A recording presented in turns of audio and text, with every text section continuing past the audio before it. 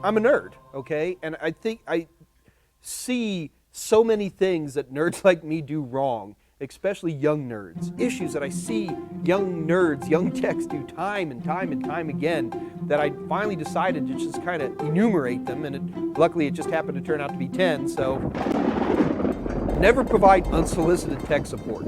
The problem is especially when you come out of a great course like LearnKey's A+ course, you're full of energy. You know, you're like an evangelist. You want to tell the world, and you're like, you know, and you want to come out there and help them. Here, let me tell you about all hard drives. Only two things will come out of that. All right, either number one, you're wrong and you're going to make a nuisance out of yourself. And you're going to look like an idiot, or two, you're right and you've now set a precedent of free tech support to that person for the rest of their lives.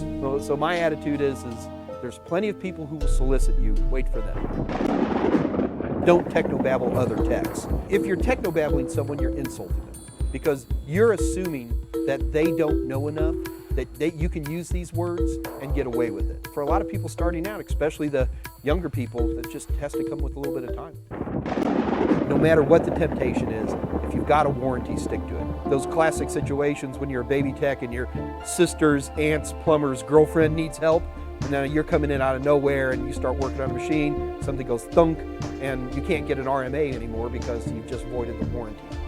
Don't do it. Been there, bad idea.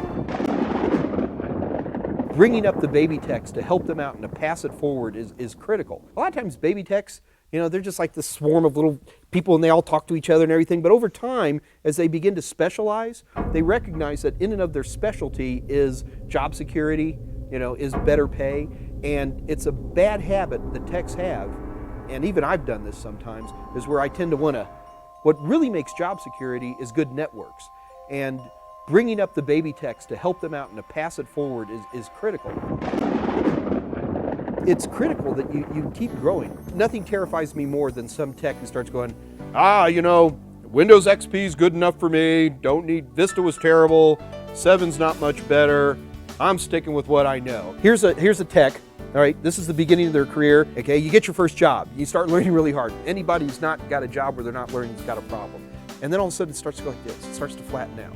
Because you've built up the skill set you're going to be able to get from that job. A good tech, in my opinion, will move when that happens. They're going to look for something new and they're going to build up again. If you don't grow, I'm not as interested in dealing with you because I get nervous. I'm afraid that when you're exposed to something new, you're not going to be able to stay on top of it. Did I give you an impression that this might be an important thing? Don't look at any passwords that you don't need to look at. You know, as a tech, you get the keys to the kingdom. You know, I mean, if somebody from accounting is in sales, you know, people are going to be looking up over their cubicle and going, hey, why is Joe from accounting here? But Mike from IT? I'm just working on somebody's computer, right? So what happens is we want to become the gatherers of security. We just do it by default. And, you know, you want to grab this password, you get this key, you start grabbing this and that, and people will give it to you. The downside is that anything that can possibly go wrong, who are they going to turn to first? Passwords, the keys, anything like that. You just avoid it. I literally, if I'm working on your computer and you type in a password, I physically turn my body around because the last thing I want is there to be any question mark that I might have been able to see that password. The same skill set that makes you a good nerd can also get you in trouble sometimes in a corporate environment. It's just the nature of the beast. Luckily, 95% of the time you end up getting your knuckles wrapped and you know, you cower back down and you're okay. But 5% of the time, I've seen people go to prison. Anybody listening to this should understand they have to train, and you're not going to get paid for it most of the time. You are the trainer. It's your job to actually train, even if that's not on your job description. Your job is to provide training. If somebody needs to learn Excel, you teach them Excel. If there's a training department, great, then get them going in the training department. But I don't let lack of IT knowledge prevent my organization from getting done what they need to get done. Hug a jock, man. You gotta hug a jock. As nerds, we tend to really insulate ourselves within our own society. And it's very easy for us to find ourselves in situations where most of our social life is done over a headset in World of Warcraft raids. But I make a point for my own personal psyche to hug a jock, hang out with people who I would not consider nerdy. You're broadening yourself is really what it boils down to. And by broadening yourself, you generate respect from broader groups.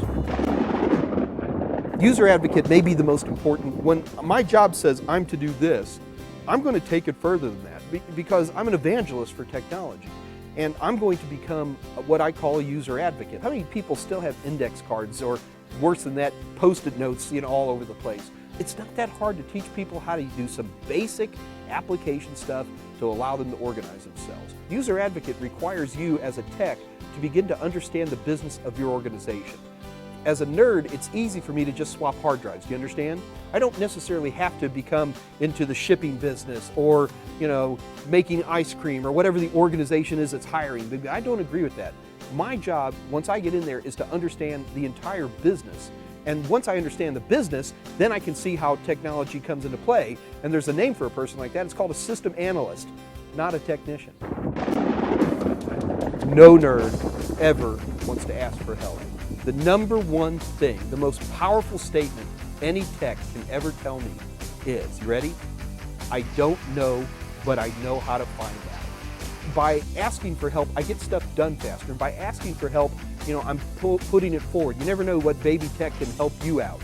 And by asking for help, those who are smarter and above me get an opportunity to pay it forward.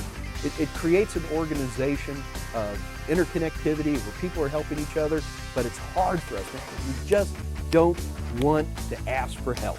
Listen, if you need to contact me for anything, I mean anything, just remember one magic word. You ready?